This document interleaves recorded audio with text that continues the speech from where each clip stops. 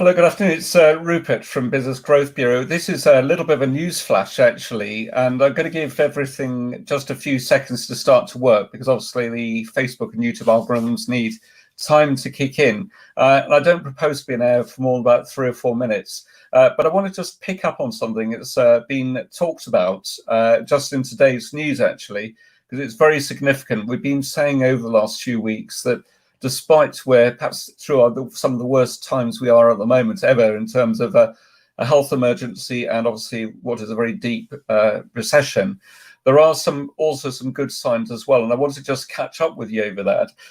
So, for example, this on Sky News, I don't know how well you can see that, is something that was announced just a few hours ago. And it's an announcement basically to do with what's come from the Bank of England. And whilst I'm predicting, obviously, the pandemic obviously has clearly been worse than people expected.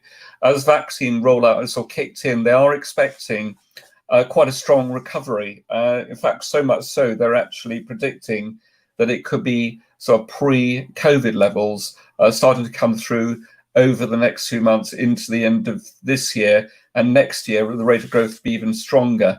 So we've been saying for a little while, whilst we're in the deepest of recessions at the moment, just make sure really ready to move forwards.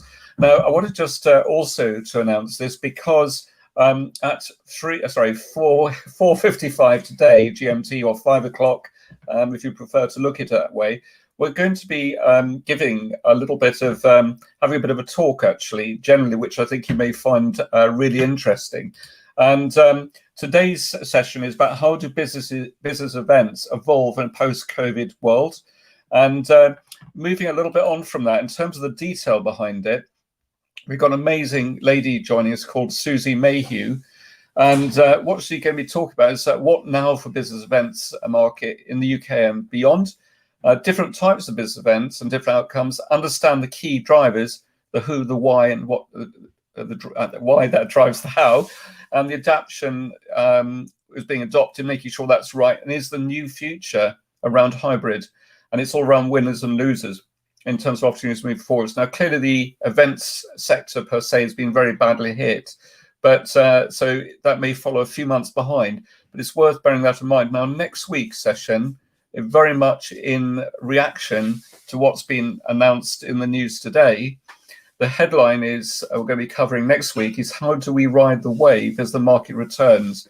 And the big question is that are we being delusional? And when we're in the worst possible of recession that we're in at the moment, and why we should prepare to get ready for now for what is to come, and what is your state of business readiness? And that obviously relates in terms of how you can avoid being left behind, but also making sure that you're getting your prospects, i.e. your potential customers, ready for what's likely to unfold over the coming months, and also crucially from a customer service point of view, what services you're putting in place. And by the way, if you heard my son in the background, we've got a rather lively Hungarian Vizsla who's rather demanding attention. So I do apologize for a little bit of conversation going on in the background. Anyway, a very quick news flash.